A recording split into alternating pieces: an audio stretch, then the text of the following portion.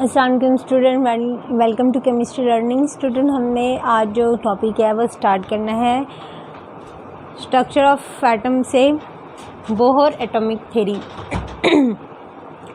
तो सबसे पहले हम देखेंगे बोहर कौन था। ठीक है, बोहर एक ऐसा साइंटिस्ट था जिसने आके रदरफोर्ड एटॉमिक मॉडल को रिजेक्ट करवा दिया था। ठीक है, अब इसकी डिस्कवरी कब आई थी? Niels Bohr represented another model of atom in 1931। मतलब 1931 से लेकर पहले तक 1920 से किसकी थ्योरी चल रही थी? रदरफोर्ड की चल रही थी। वो उसको लोग ठीक मान रहे थे, लेकिन जब नील बोहर आया था तो उसने बताया कि ये तो रदरफोर्ड के अंदर बहुत से डिफेक्ट्स हैं जो मैं अपनी पिछली वीडियो में बता चुकी हूँ। ठीक है, अब हम देखते हैं कि नील्स बोहर ने जब अपनी थ्योरी या मॉडल पेश किया था एटम का 1931 के, उसकी कुछ बेस थी। फाउंडेशन क्या थी? फाउंडेशन का मतलब बना हुआ किस पे था, किस बेस पे उसने ये सारा अपना दे दिया था बोहर एटॉमिक थ्योरी। पूरी की पूरी थ्योरी किस बेस पे दी थी? वो basic quantum theory of Max Planck's. एक साइंटिस्ट था मैक्स प्लैंक्स, उसने थ्योरी पेश की थी क्वांटम। क्वांटम का मतलब होता है गिनी हुई या फिक्स। ठीक है, क्वांटम थ्योरी का मतलब है फिक्स। तो इससे क्योंकि हम लोग एनर्जी के लेवल में पढ़ रहे हैं, तो एनर्जी के पॉइंट ऑफ व्यू से पढ़ रहे हैं, तो हम यहाँ पे बोलेंगे फिक्स्ड एनर्जी। क्वांटम का मतलब होता है फिक्स्ड एनर्जी। ठीक है, अकॉर्डिंग टू बोहर। अब हमें पता चल गया जो डिस्कवरी की थी बोहर एटॉमिक थ्योरी, वो जो नील्स बोहर था वो एक्चुअली में रदरफोर्ड का ही स्टूडेंट था। तो उसने दी थी 1931 में, और उसने जो था रदरफोर्ड, उसने तो क्लासिकल थ्योरी के बेस पे पेश किया था मॉडल अपना, लेकिन जो नील बोहर है उसने क्वांटम थ्योरी की बेस पे दिया था। और क्वांटम का मतलब है कि फिक्स्ड एनर्जी। हम देखें अकॉर्डिंग टू बोहर, बोहर क्या कहता है अपने मॉडल के बारे में? Revolving electron in an orbit atom does not emit और एब्जॉर्ब एनर्जी कॉन्टिन्यूसली। रदरफोर्ड क्या कहता था कि जो इलेक्ट्रॉन्स होते हैं वो क्या करते हैं? कॉन्टिन्यूसली एनर्जी अपने अंदर से खारिज करते रहते हैं, लेकिन जो है बोहर कहता है कि ऐसा नहीं है। जो रिवॉल्विंग इलेक्ट्रॉन है, जो घूमने वाले इलेक्ट्रॉन है इन एन एटम, किसी भी एटम में डज नॉट इमिट, ना तो वो इमिट करते हैं और अब्जॉर्ब एनर्जी, और ना ही अब्जॉर्ब करते एनर्जी कॉन्टिन्यूसली। अब यहाँ पे ध्यान रखना है, कॉन्टिन्यूसली मुसलसल की बात की है। ठीक है, इसने कहा है मुसलसल वो नहीं करते, लेकिन किसी न किसी हालत में वो करते हैं। तो जो रदरफोर्ड था वो कहता था कि हर वक्त करते रहते हैं। तो आगे क्या कहता है? The energy of revolving electrons is quantized. Energy of revolving electron, जो इलेक्ट्रॉन रिवॉल्व कर रहे हैं उनकी एनर्जी क्या है? क्वांटाइज्ड है, फिक्स है, as it revolve only in orbits. देखें, रदरफोर्ड ने भी ऑर्बिट का लफ्ज़ इस्तेमाल किया था, नील बोहर ने भी ऑर्बिट का लफ्ज़ इस्तेमाल किया, और fixed energy called energy level. लेकिन इसने ऑर्बिट्स को क्या कहा? एनर्जी लेवल बता दे के एनर्जी के कुछ लेवल है वाही। फॉर एग्जाम्पल है, देखें उसने कहा कि इस तरह से ऑर्बिट बने हुए हैं, बिल्कुल बंद ऑर्बिट बने हुए हैं, और N1 है नंबर 1 एनर्जी लेवल, N2 है नंबर 2 एनर्जी लेवल, N3 है नंबर 3 एनर्जी लेवल। उसने इनको नाम भी दिया कि LM। ठीक है, पहले को K, दूसरे को L, तीसरे को M। अब वो क्या कहते हैं कि जो इसके अंदर इलेक्ट्रॉन हैं वो रिवॉल्व कर रहे हैं, लेकिन अपने अंदर से एनर्जी रिलीज़ और एनर्जी एब्जॉर्ब कुछ भी नहीं कर रहा है। उसने इस इक्वेशन के मुताबिक है, प्लांट्स का मतलब के बेस की हुई delta is equal in directly proportional to frequency, कि जो एनर्जी चेंज इन एनर्जी है डायरेक्टली प्रोपोर्शनल टू फ्रीक्वेंसी है किसी भी चीज़ की, और ये h जो है प्लांक्स कांस्टेंट होगी, तो delta is equal to h mu. ये बेस है इसके सारे की। अब ये क्या कहता है, जो नील बोहर है वो कहता है कि जब किसी एटम ने जंप करना है, ठीक है, जब किसी एटम ने जंप करना है higher orbital to lower orbital, जब उसने बाहर वाले N3 से N1 में आना है, जंप करना है, तो वो क्या करेगा? अपने अंदर से एनर्जी रिलीज़ करेगा। और जब उसने L से M में या K से L में जाना है, तो नीचे से ऊपर जाना है, N1 से N2 या N3 में जाना है, तो क्या करेगा, अब्जॉर्ब करेगा अपने अंदर एनर्जी। उसको एनर्जी की ज़रूरत होगी जंप करने के लिए, दूर जाने के लिए, न्यूक्लियस से दूर जाने के लिए उसको एनर्जी की ज़रूरत होगी। जैसा कि मैग्नेट होता है, अब जब किसी मैग्नेट को किसी से खींचें दूर से, तो आपको थोड़ी फोर्स लगाना पड़ती है, जिसकी वजह से वो मैग्नेट दूर जाता है, या लोहे की चीज़ें। इसी तरह ये जो एक मैग्नेटिज्म की फ़ोर्स है, फोर्स ऑफ अट्रैक्शन है पॉजिटिव नेगेटिव चार्ज की इलेक्ट्रॉन और प्रोटॉन के दरमियान।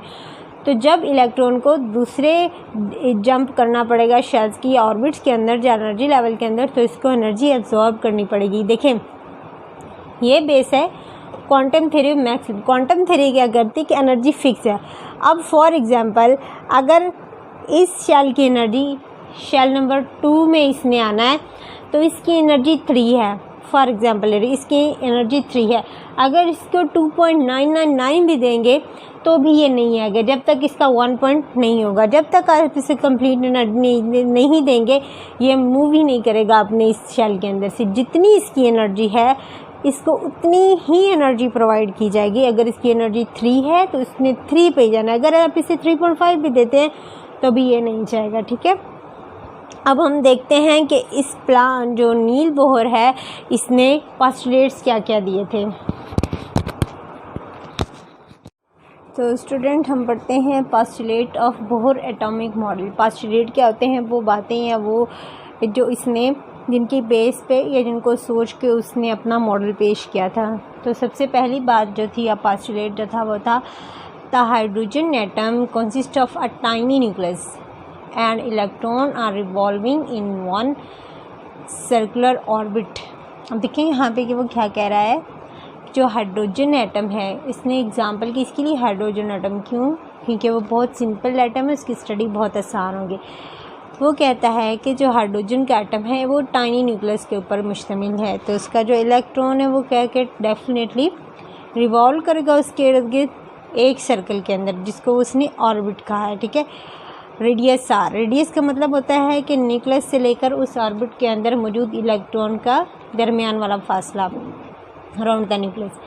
अब वो कहता है पहले पोस्टुलेट के अंदर कि एक जो हाइड्रोजन एटम है उसके अंदर एक न्यूक्लियस पड़ा हुआ है, ठीक है। उसके इर्द गिर्द जो उसका इलेक्ट्रॉन है वो सर्कुलर ऑर्बिट में रिवॉल्व कर रहा है हर वक्त। सेकेंड वो क्या कहता है, each orbit has a fixed energy that is quantized. अब मैंने पहले भी बताया था कि इसके पोस्टुलेट में दूसरी बात क्या है कि ये जो इनके ऑर्बिट्स हैं, ऑर्बिट नंबर 1, 2, 3, इनकी एनर्जी फिक्स्ड है और क्वांटाइज्ड है। As long as electron remain in a particular orbit, it does not remain radiate energy और एब्जॉर्ब। अच्छा, ये देखें, अगर इलेक्ट्रॉन यहाँ हमारे तीसरे शेल में पड़ा हुआ ना, तो ये जब तक पड़ा रहेगा जब तक इसे कोई एनर्जी वगैरह नहीं मिलेगी। अगर इसे एनर्जी निकाली जाएगी तो ये क्या करे, रिलीज़ करेगा। अगर इसको दी जाएगी तो अब्जॉर्ब करेगा और शेल के अंदर जंप करेगा। अगर ये जंपिंग नहीं करता या जंप करके एक शेल से दूसरी शेल तक नहीं जाता, सिर्फ अपने ऑर्बिट के अंदर ही रिवॉल्व करता रहता है, तो ये कोई किसी किस्म की एनर्जी अब्जॉर्ब या रिलीज़ नहीं करेगा अपने अंदर से। द एनर्जी इज़ इमिटेड और अब्जॉर्ब व्हेन, और ये किस केस में करेगा, जब इलेक्ट्रॉन जंप करेगा ऑर्बिट टू ऑर्बिट। सबसे पहली बात क्या है कि हाइड्रोजन एटम है वो टाइनी न्यूक्लियस के ऊपर मुश्तमिल है और इलेक्ट्रॉन सर्कुलर ऑर्बिट में रिवॉल्व कर रहे हैं रेडियस आर के। दूसरी बात है फिक्स्ड एनर्जी होती है जो कि क्वांटाइज्ड है। तीसरी बात है इलेक्ट्रॉन रिमेनिंग पार्टिकुलर ऑर्बिट, और इलेक्ट्रॉन जब अपने ऑर्बिट में हैं तो वो कोई एनर्जी नहीं रिलीज़ कर रहा, कोई एनर्जी नहीं एब्जॉर्ब कर रहा, वो एक जगह पे पड़ा हुआ है मिडिल, लेकिन वो रिवॉल्व ज़रूर कर रहा है। अब चौथी बात वो क्या करते हैं, लोअर टू हायर। अब देखिए जंप का बुक है, जब लोअर टू हायर होगा तो क्या करेगा, एब्जॉर्ब एनर्जी कर देगा। ये जो अंदर वाले शेल है लोअर एनर्जी होंगे, जो बाहर वाले शेल है हायर एनर्जी होंगे, ठीक है। ये जब अंदर से बाहर जंप करके जाएगा तो ये एब्जॉर्ब करेगा एनर्जी को हायर टू लोअर, लेकिन जब बाहर से अंदर की तरफ जंप करेगा, लोअर की तरफ आएगा, तो ये रेडिएट करेगा, अपने अंदर से एनर्जी को रिलीज़ करेगा। अच्छा, ये है डेल्टा ई लिखी हुई आपकी बुक के अंदर, इसका मतलब है चेंज इन एनर्जी, ठीक है। E2 माइनस C1, इसका क्या मतलब है, E2 से जब E1 में आएगी तो ये एनर्जी अपने अंदर से रिलीज़ करके निकालेगी, तो ये किसके बराबर होगी, h म्यू के। मैंने आपको पीछे बताया था कि एनर्जी होती है directly proportional to the change in frequency, change in energy directly proportional to the frequency, और जब इजिकल टू लगाया जाता है तो एच आ जाता है जो कि एक प्लांक्स कांस्टेंट है, और इसकी वैल्यू है 6.63 × 10⁻34 जूल सेकेंड। ये आपने याद कर लेनी है एज इट इज़। और फ्रीक्वेंसी क्या है इसकी, फ्रीक्वेंसी म्यू इससे बोलते हैं, ठीक है, ये इसकी फ्रीक्वेंसी है। अब हम इसके लास्ट और फाइनल जो है इसका पढ़ते हैं पोस्टुलेट। स्टूडेंट, तो जो हमारा लास्ट और फाइनल जो है postulate of Bohr atomic model वो है electron can revolve only in orbit of fixed angular momentum. Fixed angular momentum होता है उन चीज़ों का जो सर्कल के अंदर घूम रही होती, ठीक है। इसमें m में मास, v इसकी वेलोसिटी और r उसका रेडियस होगा, ठीक है। अब यहाँ पे जब वैल्यू पुट करती हैं mvr किसके इक्वल होगा, n h/2π। यहाँ h हमें पता है प्लांक्स कांस्टेंट है, और जो m में है वो मास है, मास कोई भी हो सकता है इलेक्ट्रॉन, जैसा कि v इसकी वेलोसिटी है वो किस वेलोसिटी से घूम रहा है, और r इसका रेडियस है कि इसका इलेक्ट्रॉन का और न्यूक्लियस का आपस में कितना फासला है, और 2π जो होगी वो उसका हमें पता है पाई क्या होता है 22/7 होती है। तो ये सारा एक प्लांक्स कांस्टेंट ने हमें, और उसने ये प्लांक्स जो कांस्टेंट है थ्योरी उसके मुताबिक इसने अपना सारा मॉडल ये पेश किया था, जिसको अब हम पढ़ते हैं। ये जो मॉडल है सबसे पहले कौन सा मॉडल आया था हमारे पास, प्लम पुडिंग, दूसरी दफ़ा रदरफोर्ड, और तीसरा ये जो मॉडल है नील्स बोर वाला, ये बच्चों ऑथेंटिक मॉडल है, ये आजकल हम पढ़ते हैं और इसी के ऊपर अभी रिसर्च जारी है, ठीक है। Thank you. नेक्स्ट क्लास में हम बोहर के और रदरफोर्ड के जो है कुछ डिफरेंसेस पढ़ेंगे।